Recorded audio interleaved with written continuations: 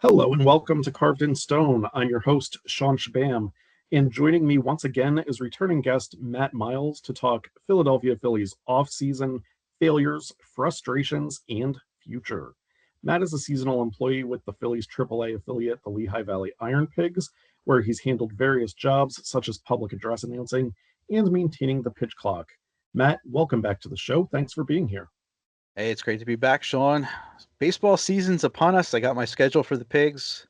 Be starting out there March 31st, so be a good time. Good time. Excellent. I remember when April marked the beginning of baseball season, and now it's just earlier and earlier every year. Actually, March 31st is pretty late. Yeah, we had a pretty early start last year.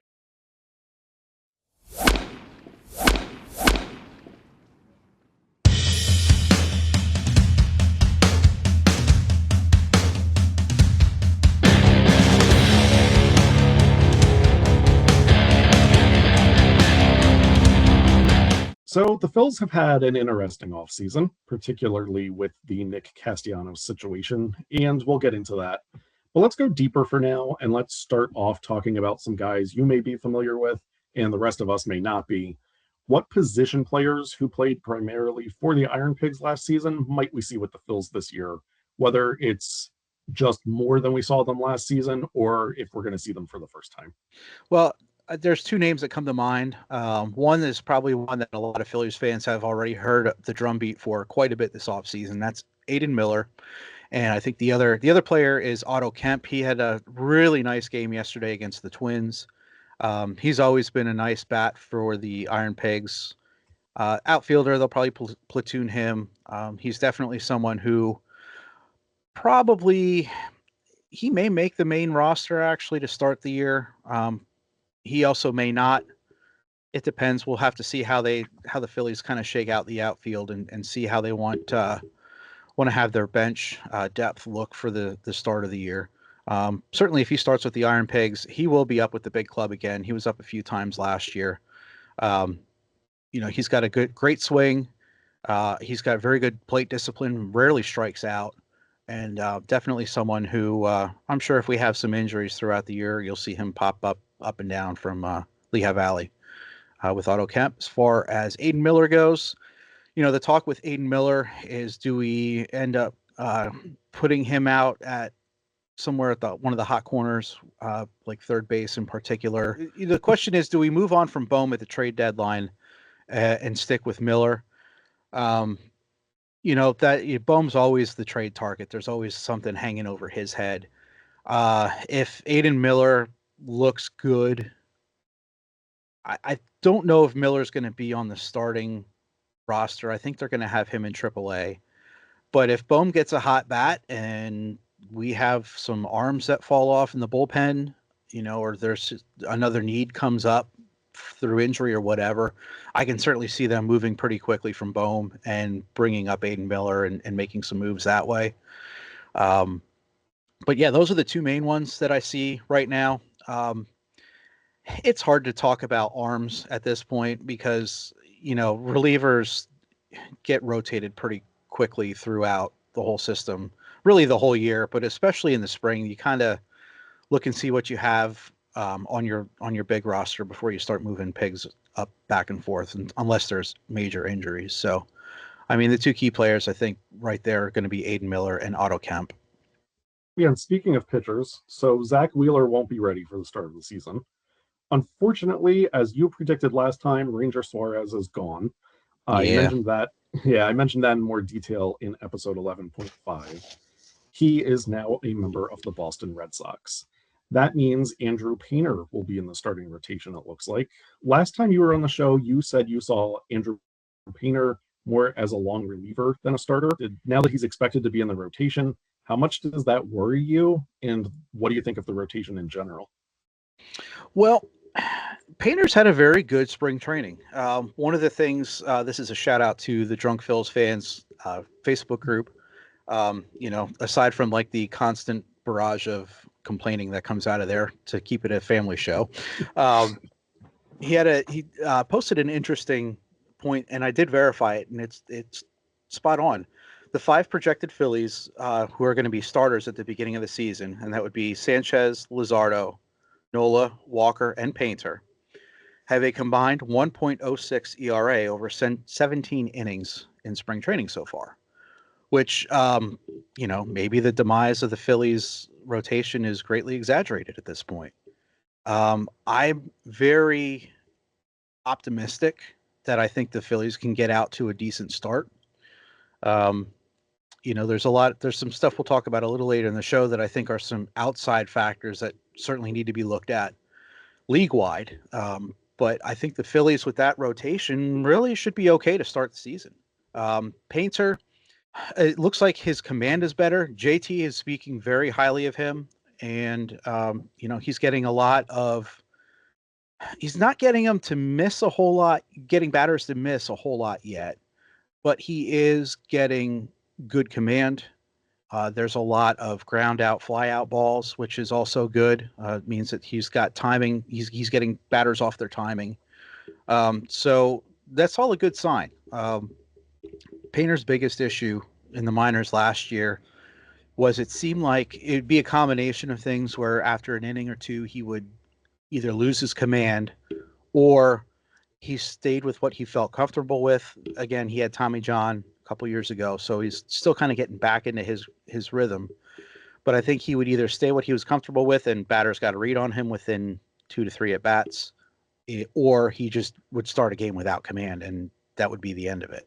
So to see a good preseason against a lot of major league caliber hitters is definitely it's definitely positive.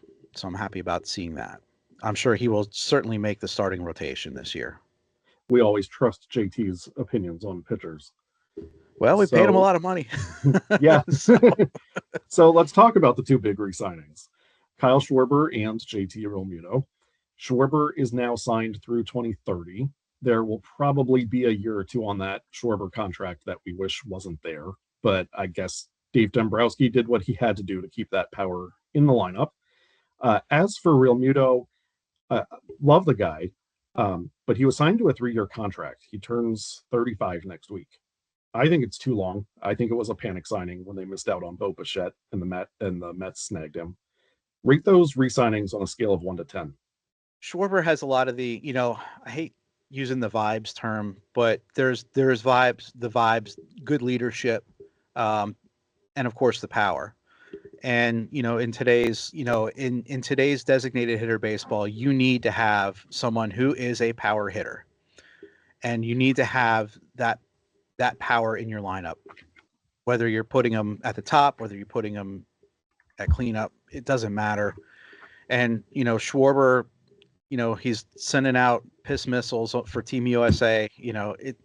It's a good signing. It's definitely an 8 out of 10 signing. Like you said, I think there's going to be probably those last 2 years on it, where at some point, he's going to fall off. And, hopefully at that point we're well positioned as an organization with the IronPigs that we've got some guys with some power and fielding in 2 to 3 years that we can kind of shuffle in there and give Schwarber a big thank you and he can retire as a Philly. JT. So JT's interesting. I agree with the panic signing at that point. I honestly think if they probably would have waited a little bit longer, they probably could have gotten a 2-year deal for a little less money. The problem is, I don't, everybody's like, oh, catchers, there's more catchers than there was before. I don't really see that. I mean, we're not putting Garrett Stubbs in. JT, he's still good. I think he needs to loosen up a little bit and have a little more of a leadership role with the team than he's had. I know he does well with the pitchers, but I think some of the fielding and sort of being more of a field general to these players behind the pitcher really would go a long way. Is it a good signing? It's probably a 6.5 out of 10. We wanted to keep him. We certainly need that key piece at least for the next 2 years, barring any other interruptions. But as far as a signing, I think it was a bit of a panic. I think the team could have done a little bit better.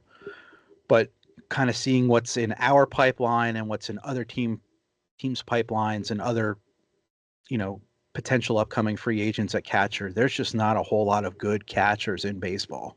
And, Phillies did what they had to do, at least what they felt like they had to do at the time. So 6.5 out of 10 for JT. Happy he's back though. Yeah, and what I'd really like to see out of JT is for him to just realize that he's getting up there and not insist on playing every day. I think he plays too much, and Right. I don't think anybody else. I mean, I think Shawn last year did really well behind the dish, but I don't know if he can. He's a terrible hitter. He's a terrible hitter. Is he? Well, you see, I didn't know if he's a terrible hitter or if he just didn't have time to get his rhythm down because he never played. He wasn't very good in the minor leagues. I want to say I could look it up real quick, but just off the cuff, he was he was like a 210 hitter in the minors. Oh yeah, that's horrible. Yeah, so I mean, it's not like he was but I mean, he was a great defensive catcher in the minors too.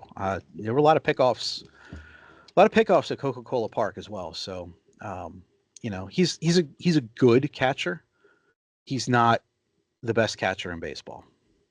So right, and neither is Garrett Stubbs. Everybody likes him, but he's not really. I don't know. Garrett Stubbs is a below average defensive catcher, but he gets streaky with hitting. He had a great season hitting in AAA after the cold start. He finished the season very well. I know there was a stretch in August where he was, I think, hitting 330. I mean, he was doing really well. Had a pile of home runs toward the end of the season too. But he's streaky. I think he started the season 0-17. It's like, yeah. So in AAA, when you start the season that badly, it's not good. And of course, his overalls made a big splash. Yes. Yeah. All right, we can't ignore the elephant in the room any longer. Let's talk about what happened with Nick Castellanos. It seemed pretty obvious at the end of last season that he wouldn't be back. The Phillies are eating almost all of his $20 million salary as he plays for the San Diego Padres. Let's talk about a few things here. Let's start with the Phillies telling Casty not to report to spring training. I'd never heard of the team telling the player to stay home. So you knew it was messy from the start. I've heard of the player's agent saying don't report, but the team is a new one. I think they made it too crystal clear that he wouldn't be back, and it absolutely destroyed what little trade value he may have had before they ended up releasing him. What did you think of the decision by the club to publicly tell him to stay home? I think the diplomacy was a little harsh in that, because, like you said, it really torpedoed his trade value. As far as the court of public opinion goes, you're always going to be guilty in the court of public opinion, no matter what. And that, to me, was a pretty terrible move. And I think a lot of that is what has a lot of the fan base, both casuals and hardcore alike. I think that whole situation is kind of what has soured a lot of the opinion of this year's team with a lot of fans. And, right, wrong, or indifferent, as more and more of the details have come out about him drinking a beer in the dugout and, just kind of acting out. And I mean, I don't know. I don't think he was hitting all that well to, be pounding his chest at that point in the season, because he was kind of going through a slump coming out of August into that time frame. And you can't act like he did there. And then as far as the ball club goes, you really shouldn't have acted like you did there. And I think the ball club was trying to justify why they were telling him not to come to spring training. And there was all sorts of stuff leaked. And, it was a soap opera. It was messy. And the ball club knew that, yeah, no matter what you throw out, you're always going to be guilty in the court of public opinion. What they failed to recognize was that also includes the ball club. And, the guy could have really done any list of horrible things in the dugout, it still doesn't matter the way that it was presented by the ball club. That, a lot of fans are like, what the heck is going on? And then, of course, there was no big splash signing, free trade signing. So then, it's like, oh, well, we cut Castellanos, we didn't sign anybody, and we have these big long contracts now with JT and Schwarber, and it really soured a lot of people's feelings, I think, on the offseason. And I mean, to me, when you look at this ball club, I think that they're still very much a World Series contender when you look around the rest of the league. Um, as far as, the Castellanos thing, fine, goodbye, good riddance. If what you did was true, you were certainly being some type of a cancer in the clubhouse. And your leadership players like Harper and Schwarber were not standing for it. And, yeah, as much as Rob Thompson makes goofball decisions sometimes, it's still Rob Thompson's team. He's your manager, and you don't act like you did. Do you think, and this is just speculation, but do you think Schwarber and Harper being on Team USA and Castellanos not wanting to face them had anything to do with Nick not being in the World Baseball Classic? That's a theory I've heard. I think there's a part of it. The World Baseball Classic there's a lot of political pull with that. And I think that's a big part of Castellanos not being on Team USA. Again, we talked about the terms clubhouse cancer with him. And, the World Baseball Classic is just supposed to be fun. And, it's a chance to showcase your big names as well as showcase your prospects. And to me, Castellanos is kind of neither. And I think with the World Baseball Classic group seeing that there was issues there, they didn't want any of that translating into any of the games this year. Everybody eventually will get over it because in the end, we're all loyal to the logo. Nah, I'm over it already. He can, Yeah. he's wearing brown and yellow. Deuces, Yep. So let's dive into the Miami incident a little bit more. According to Castellanos, as you mentioned, manager Rob Thompson got upset when Casty cracked a beer in the dugout. Personally, I don't care how much money you have as an organization. I don't think there is a team in history that would take a $20 million bath over a dugout beer. So there's been speculation about the truth, and I feel like we won't know the truth for a very long time, maybe even after Castellanos' playing days are over. But do you have any theories about what else might have happened or was said? And let's keep in mind this is just speculation. No, we don't know. There were probably some players who felt that he was overpaid to start with. I can't really name names, but I think there was a sentiment there. Liam, his son, had all sorts of, aura around him, as the kids say. Was always the center of attention when Cassie would hit a home run. They're focusing in on Liam jumping around with mom, and they're not the only players with kids, and I think that was something that kind of graded them a little bit the wrong way. Some of the players.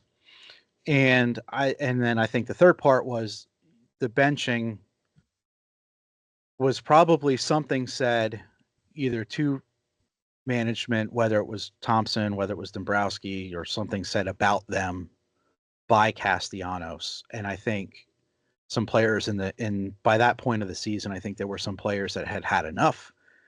And like before things get leaked out, I think they were trying to keep a lid on it.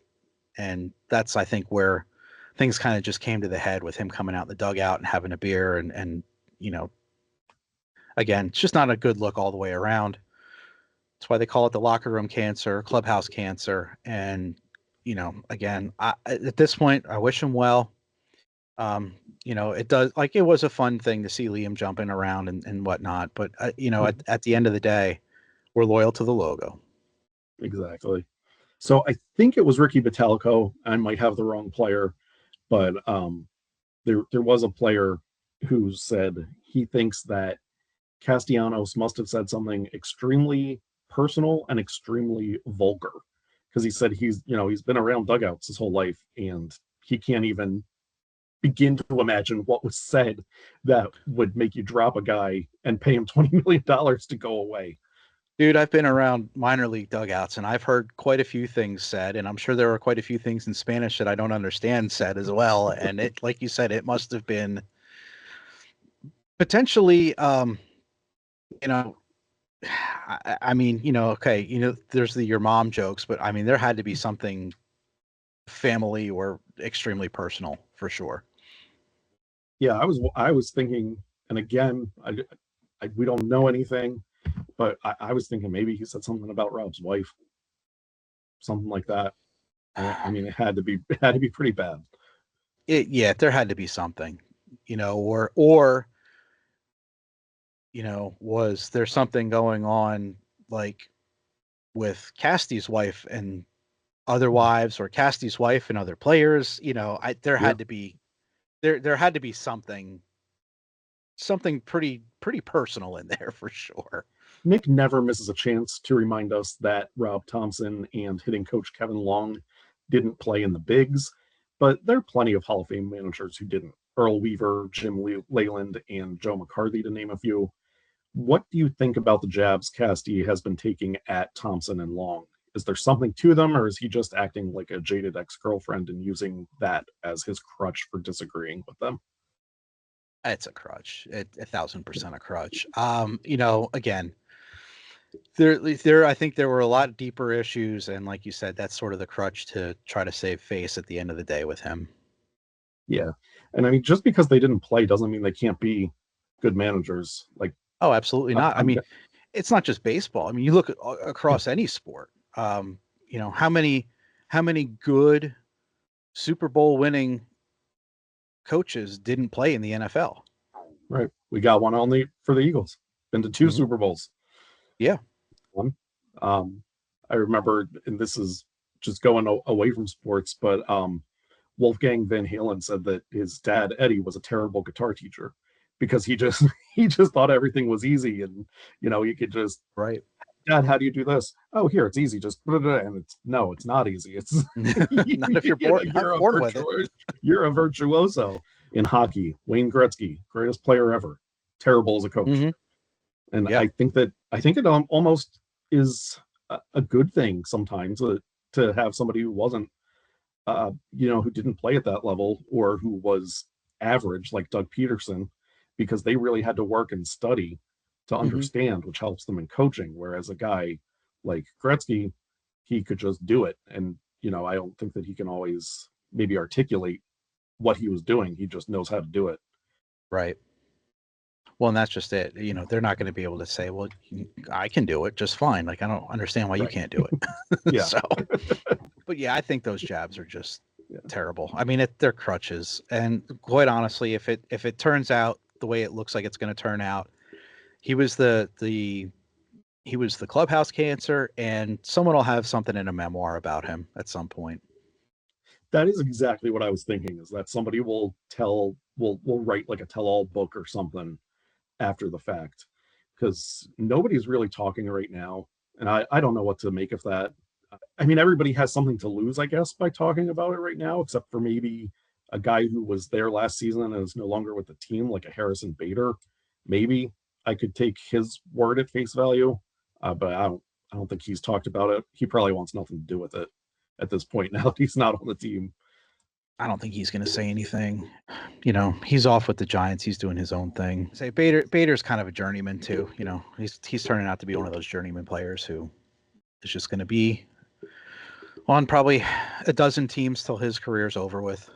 You mentioned Liam earlier, and I don't think he'll be there, but if he shows up at the bank when the Padres come to town, I hope he's welcomed back with open arms, even though Dad won't be.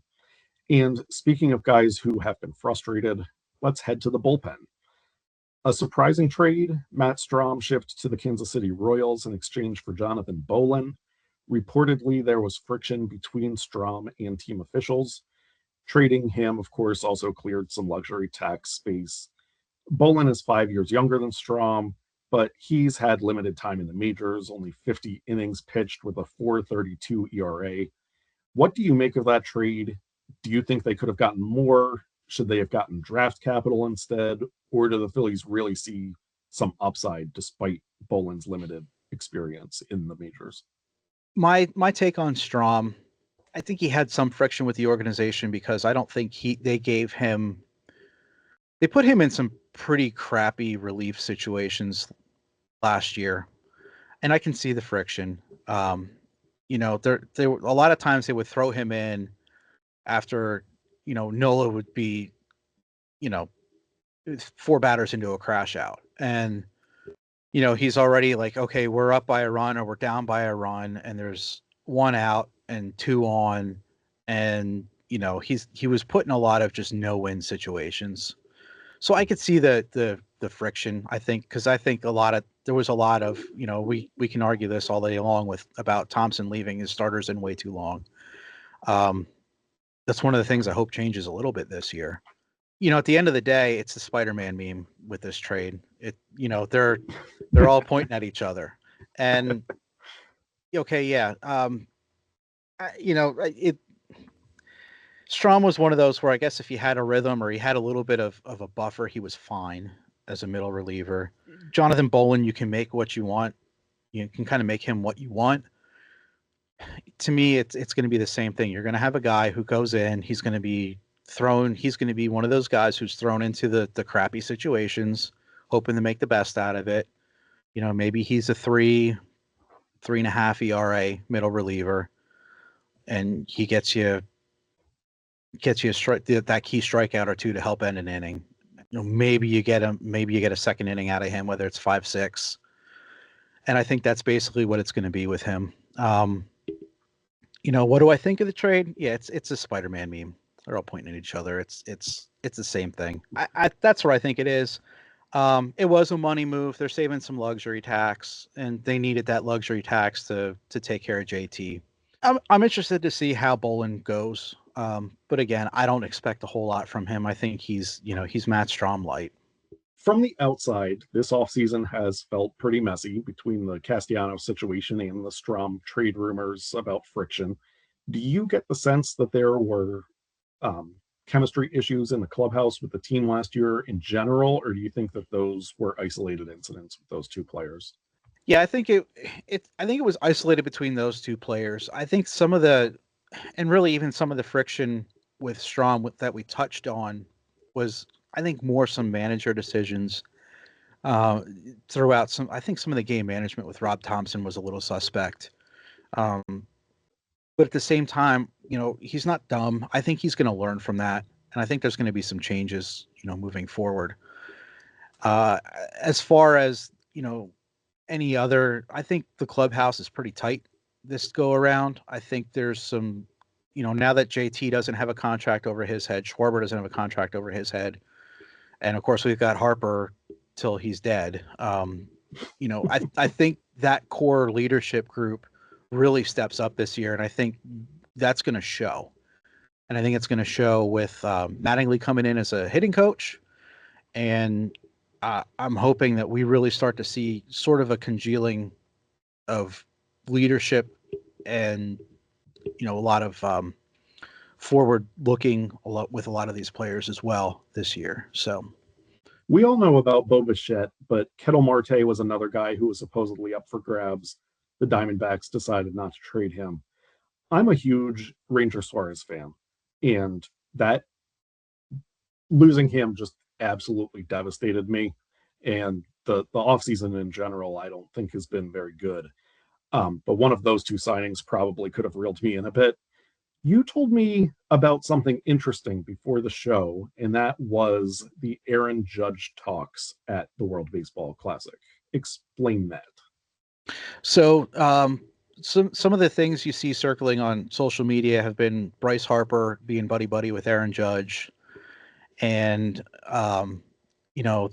there's lots of commentary going, oh, Judge could end up being a Philly, or then there's a lot of people saying no, that Harper's going to end up being a Yankee. That I'm sorry, that's not happening. There's no way Harper's going to the Yankees. I'm sorry.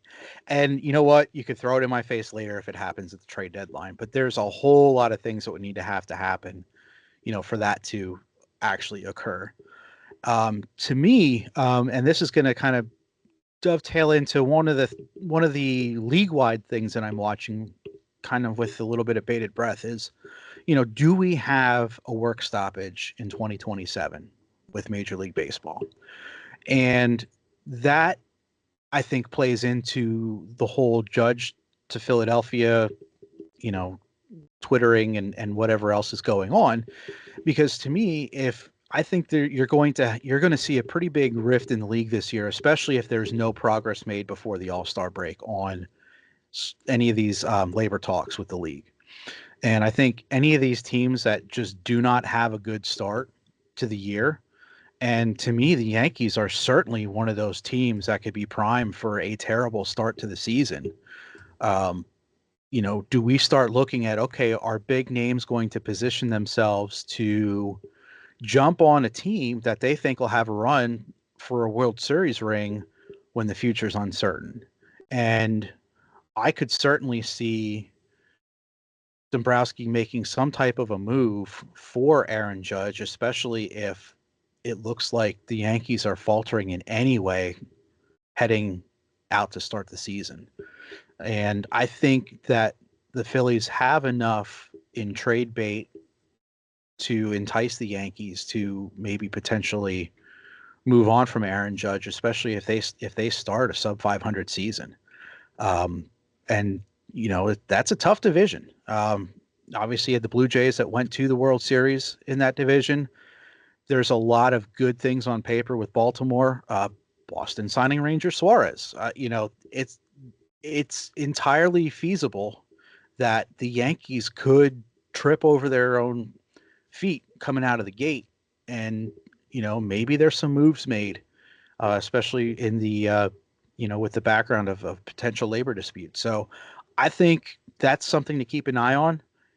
We could certainly look at maybe Bohm and a few other prospects might go to the Yankees, or Bohm and some, whatever could be a trade for Aaron Judge, along with cash and whatnot. And I haven't looked at his contract with the Yankees to see what could be a potential there, but I certainly think that the Phillies have enough firepower, and it seems that Judge might have enough interest. And to me, that move would seriously make the Phillies one of the only other teams that could probably compete with the Dodgers in 2026.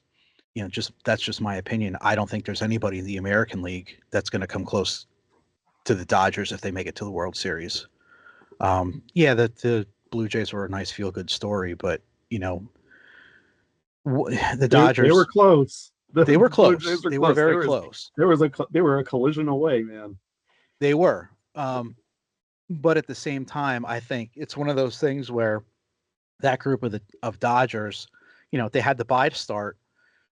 They kind of cruised into the World Series without too much of a fight. And I think the lights were pretty bright, and eventually they got themselves straightened out. But I think that, now that you've had that, and you're going to have another group you have a few more players added to that team, but they've been there now.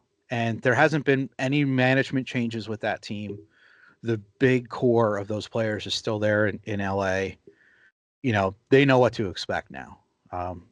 So I've got a pretty strong feeling that, that's going to be, it's Dodgers and everybody else at this point. So I think, if the Phillies are considering themselves a serious contender and they don't care too much about what the future is, because it's very uncertain, I could see maybe Aaron Judge as a Philly at come the All-Star break or trade deadline, or maybe even sooner. Who knows? But I think that's certainly a potential possibility to kind of keep in the back of your head as the season starts. That would be amazing with that big bat in CBP. And that could also get Dombrowski and Thompson off the hot seat. That would make the Phillies that much better. Or if it doesn't work out, they could both get canned because of it. Well, yeah, and at that point, just like, I don't want to linger too much on a potential work lockout, but I see a lot of shades of 1993 with this. You've got a hot ball club right now, and what happened to the Phillies after the 94 lockout. They were terrible for a Yeah. long time.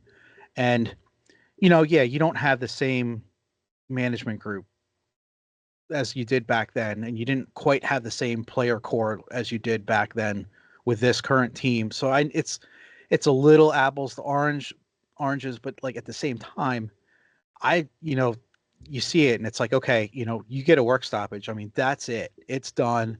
All your momentum is done.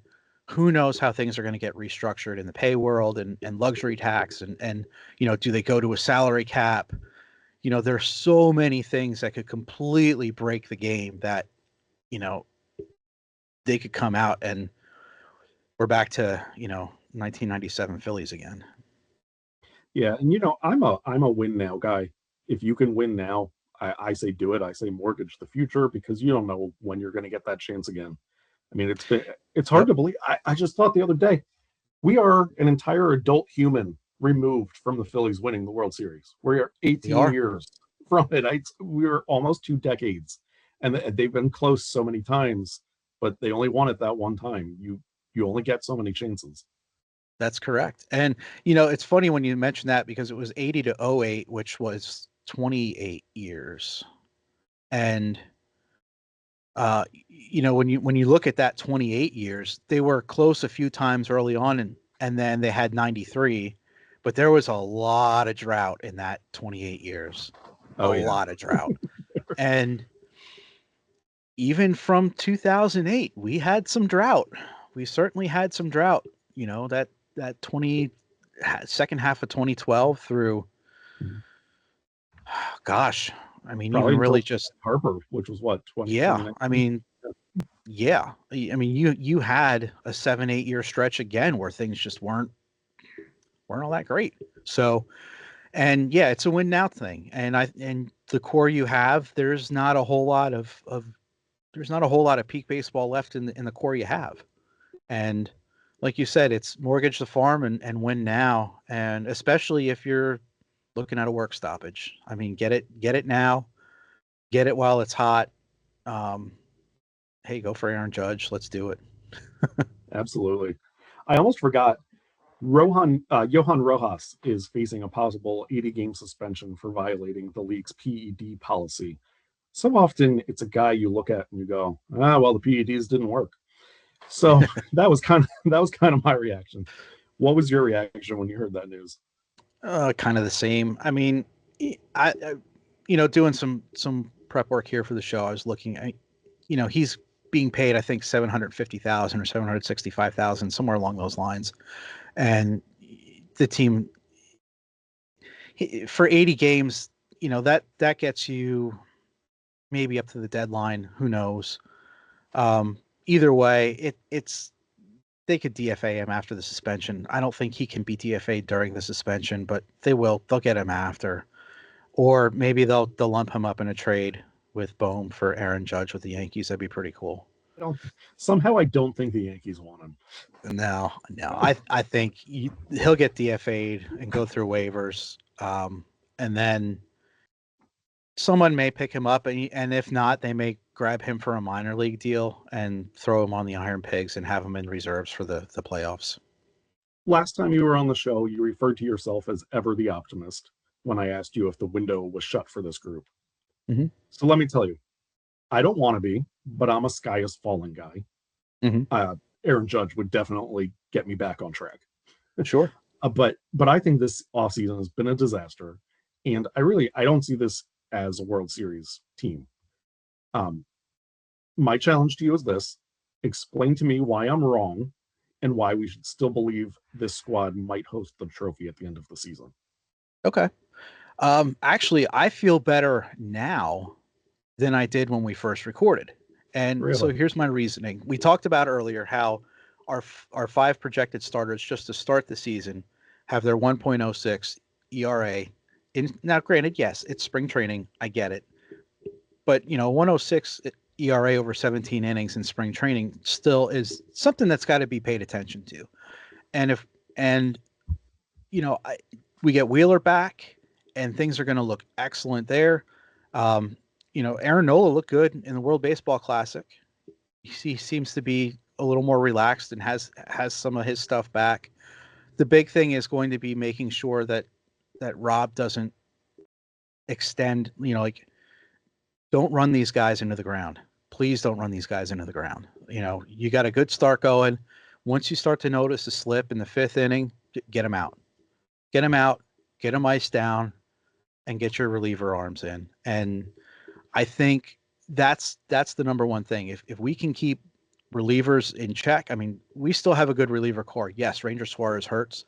I'm a big Ranger fan as well. I wish him the best I can, but it's Boston. I mean, Yeah, I hear you. If you'd have went to that even hurt. That made it hurt more. At least it wasn't the Yankees, but it's still Boston. It's like, yeah, come on. I just and people, I can't stand Boston sports, and people say, oh well, you're just jealous because they have so many championships. Yeah, that's absolutely true. I am totally jealous. And it's all sports too. Like, yeah, it's even basketball. Like, come on, right? Yeah, agreed. And continuing my push for a Phillies World Championship this year, we've got a good core of leadership back, and I touched on it before. The team leadership in the clubhouse stepping up is going to be the second part. First part is Rob Thompson not making as many boneheaded calls with pitching. The second part of it is going to be the players rallying around Rob and sort of guiding the new crew, the new younger crew, in the clubhouse and becoming that unified team. And I think there's going to be a nice, solid leadership core that certainly is going to propel, I think, a lot of players who might have had slumps or help people through slumps. I think Marsh is set up for a big year this year. And I think a lot of it is going to come from working with Schwarber and working with JT and working with Harper and kind of getting Don Mattingly in there to work with these guys with their swing. And I think Marsh is going to have a very good, surprising year. And I think a lot of, you're not going to see as many infield errors this year. I don't think this time around. I think they've worked with Bohm to clean up his game a little bit. So I think as long as not every bat goes silent and Rob Thompson keeps a cap on some of the pitching and kind of pulling guys instead of going on vibes, yeah, this team can go pretty far and hoist the trophy at the end of the season. Well, I hope that that's true, and I really, really would love to see Aaron Judge in Phillies pinstripes instead of Yankees. That would certainly help for sure. Yeah, that would definitely get me back on board. I'll tell you that. All right, so how do you think the NL East goes in general this year? I'm sure you've got the Phils taking the title. I'm guessing. Hang on. Of course I do. I mean, come on, ever the optimist. You know that. Yeah. Ever the optimist. So I think Phillies end up with. I don't think they're a 100-win season team. I think they're going to end up about the same as last year in that like 92 to 96 range. So the biggest thing is going to be, what do the Braves do this year? They had Jurickson Profar suspended. It's a 162-game PED suspension. He's a $15 million player, played DH for them. I think he does some outfield as well. That's to me, that's a pretty big deal from them because they lose a bat and they lose a potential outfielder. They did sign Mike Yastrzemski. I don't know if that's going to fill the hole or not really with them. They haven't done a whole lot with their pitching in the offseason. I think the Braves probably have a winning record, but I don't think they're going to really do a whole lot else. The Marlins are the Marlins. I'm just going to leave it at that. I don't think the Miami's going to do anything of note other than maybe make it difficult a game or two. That's about it. And the Mets signed a lot of salary. I don't see anything that's going to change, though, the typical Mets MO. They're going to come out hot. They're going to come out swinging. They're going to win a lot of games in April and May. And I think, June, they're going to be they'll probably be leading the NL East in June, or at least, within striking distance of the NL East in June. And then what's going to happen? Always, they just seem to start to fall apart around the All-Star break, and they never recover. So I think the same thing is going to happen to the Mets. I think the Braves are the bigger question mark, but I think they have a lot of their own question marks and on the team. That I just don't think any of them are really going to give the Phillies a good run for their money when it counts down the stretch. Can you hear my stomach like making crazy sounds? That last one I just did, but I haven't heard anything since. I don't know if you can hear my Right. computer fan howling, but I can't. okay, No, well, that's good. I get freaked out that if I mute myself, that it's gonna like completely screw everything up. So I just keep it unmuted, even when I'm not talking. I just try to be careful. But I haven't eaten anything today, but I've drank a ton of water, so my stomach is like Gotcha. We're gonna wrap it up with a couple of fun ones today. We're both big Flyers fans. Let's keep it positive though, because there's a lot of negative things that we could say about them. Well, they're winning games right now, but that's not exactly a positive either. Yeah, depends on whether you think they can get into the playoffs, I guess. I recently carved my Mount Rushmore of coolest names in Flyers history. I had Peter Zezel, Dmitry Yushkevich, Roman Czechmanek, and Matvey Michkov. Let's hear yours.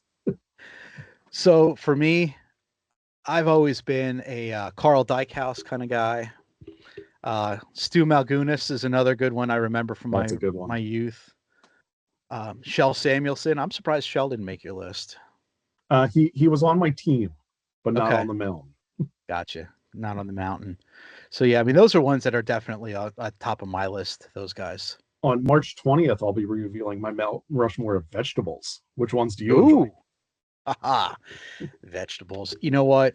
I'm old, so Brussels sprouts are definitely up there now as long as they're like done properly. I a little bit of an olive oil and some dehydrated onion on top. You throw them in the oven, put that braise on them, and they're actually, they actually get pretty good. I've always been, I don't know, is it tomato a fruit or a vegetable? I always love my tomatoes too. That I don't know. I had the same debate with zucchini. Yeah. Yep. And zucchini's another good one too.